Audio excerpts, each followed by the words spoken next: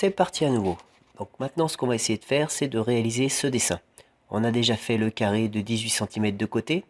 Maintenant on va regarder comment on peut placer les différents axes et placer les trous qu'on doit réaliser pour notre platine acrylique. Voilà, ça c'est le dessin terminé. On repasse sur SketchUp pour la suite. Voilà, donc ici on doit tracer un trait d'axe à 1,5 cm de l'arête supérieure. On va regarder comment on va faire. On retourne dans SketchUp. Ici on a l'outil mètre.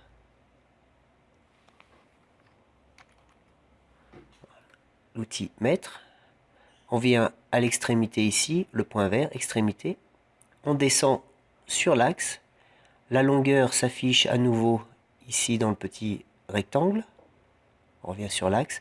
Et là on va taper la valeur cible 1,50 cm. Entrée. Voilà, il m'a placé le trait, le petit point ici au bon endroit. Point de guidage, il s'appelle.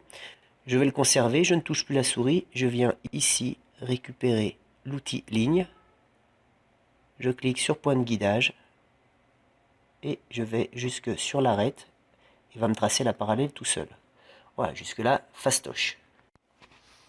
On continue. On remarque que le trait, que le cercle est à 1,5 cm de l'autre arête également. On va retourner, tracer un autre axe. Puis pendant qu'on est là, on va aussi tracer l'axe symétrique de ce côté. Outil mètre. On vient ici, extrémité. On se déplace sur la ligne. 1,50 cm.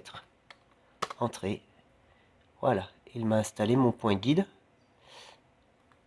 Je viens sélectionner point de guidage jusqu'à sur l'arête. Et voilà. Mètre. Oups. Voilà. 1,50 cm. Entrée. Le point guide est à nouveau actif. Et voilà. On continue. Donc là, on a vu, on a un cercle de diamètre 0,8 cm, 8 mm de diamètre, qui est transformé ici en rayon. Ici, on a le petit trou pour la lentille et à nouveau le trou pour le passage de la vis.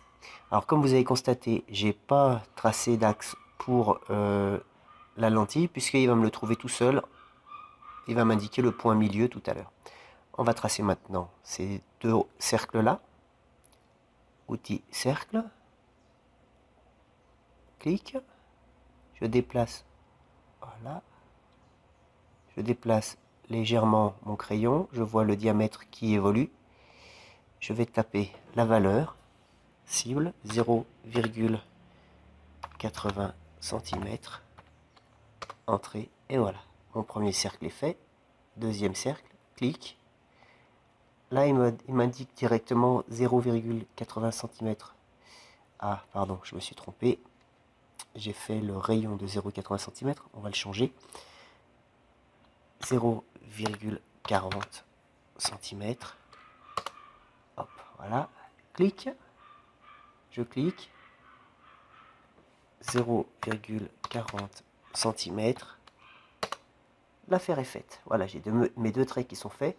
Et là, il va me trouver le point du milieu. Tout va bien. Rayon 0,24 cm. Et voilà.